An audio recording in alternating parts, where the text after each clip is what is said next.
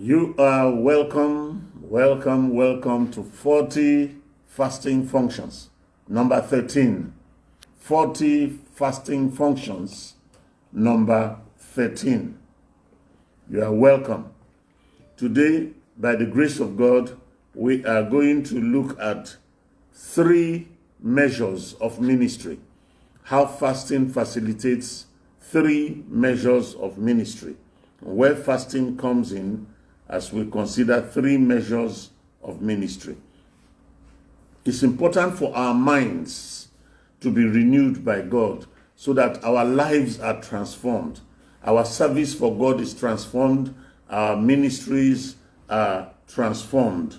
Like we learn from Romans chapter 12 from verse 1. Present your bodies as a living sacrifice unto God, and then be not conformed to the world, but be ye transformed by the renewing of your minds. So we need to renew our minds and think the way God thinks. Because today, for instance, a number of people measure success in ministry and in service to God by cars, the number of cars, the kind of cars, how big your cars are. Some by cathedrals, how big your cathedral is. And some by your congregation, how big your congregation is, and some by your caps. What I call caps now is the titles you have, the appointments you have got, even including political appointments. We now use them to count and measure greatness of ministry, and then how much cash you have to throw around. All these things are important in themselves. They are good. They help us. They facilitate, they increase platform, for instance, a number of times. But are they the true measures of ministry? In the Bible, when we consider the Word of God, we find out that the true measures of ministry are related to 3 dimensions.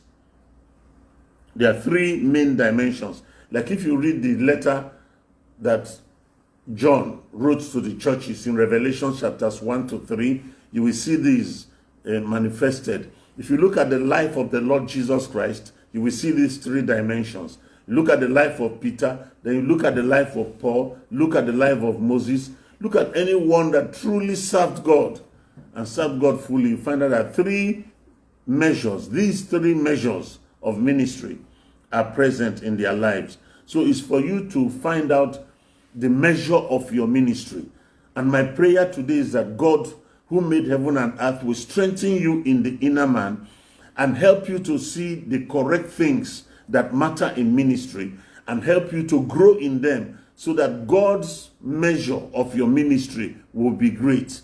John the Baptist didn't have cars and cash and cathedrals and all that, but God made him great. He was great in the sight of God, for there was a man sent from God whose name was John. And John had these 3 dimensions that we are going to mention also.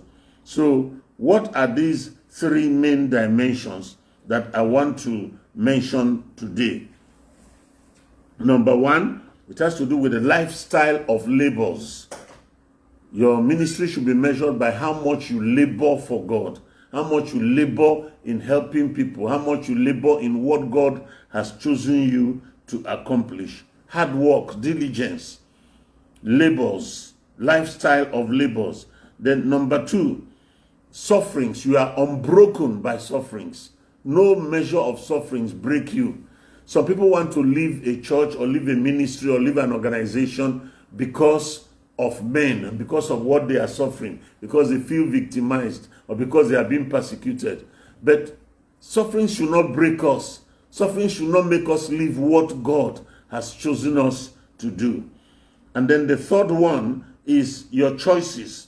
Choices, usually choices of sacrifice, sacrificial choices. Then your choices tend to become stronger as you choose the right things that strengthen your inner man, like fasting. Fasting helps us in our labors so that our labors have the activation of grace. Fastings help us also when we talk about sufferings.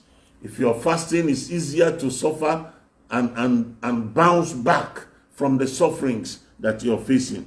And fastings are part of the choices, deliberate choices that we should make.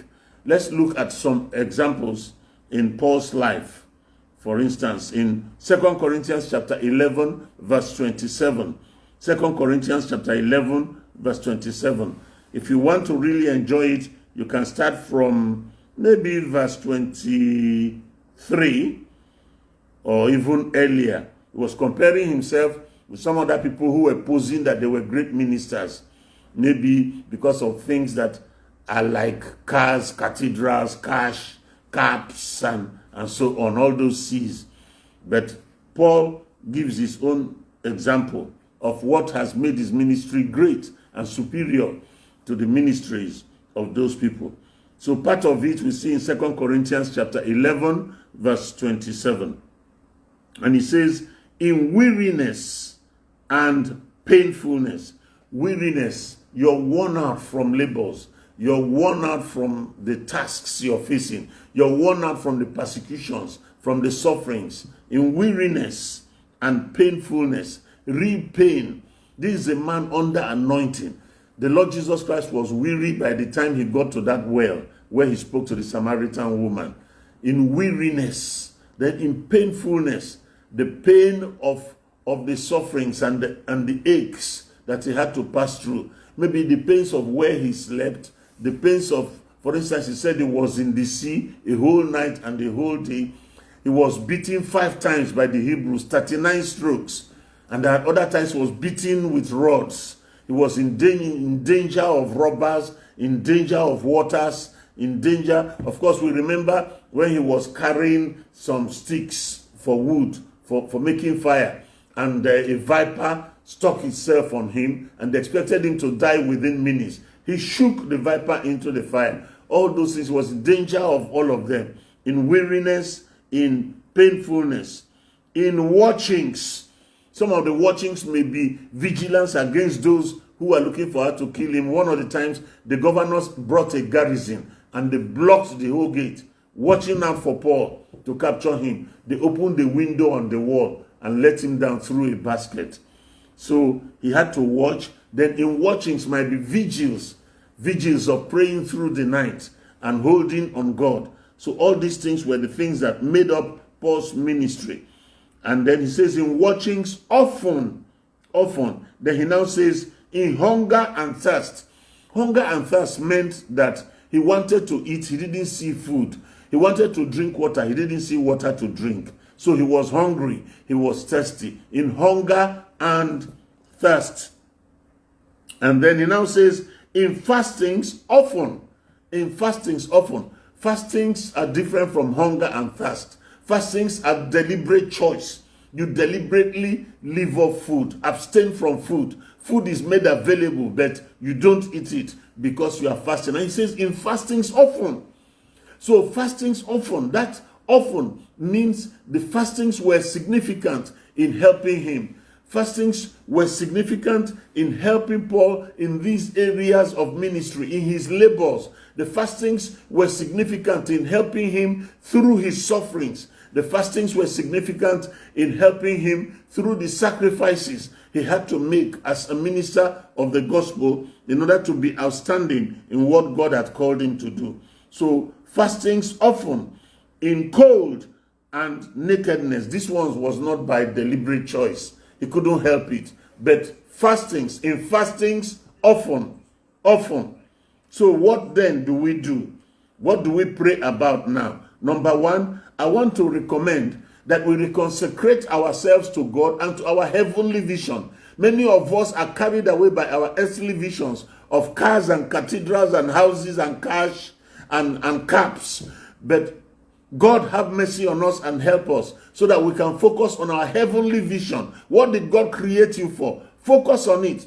When you focus on it effectively, you will see the need for fasting. So my number 2 recommendation is that we should revive the frequent fasting lifestyle that we used to have before. Whether it's partial fast or whether it's a complete fast of water only or an absolute fast of no food, no water. So I'm sure you know how to handle it. If not, I have the books on types of fasting and the optimized fast and fasting fire. They are all there on the internet. You can have yours. So in the name of the Lord Jesus Christ, we receive strength.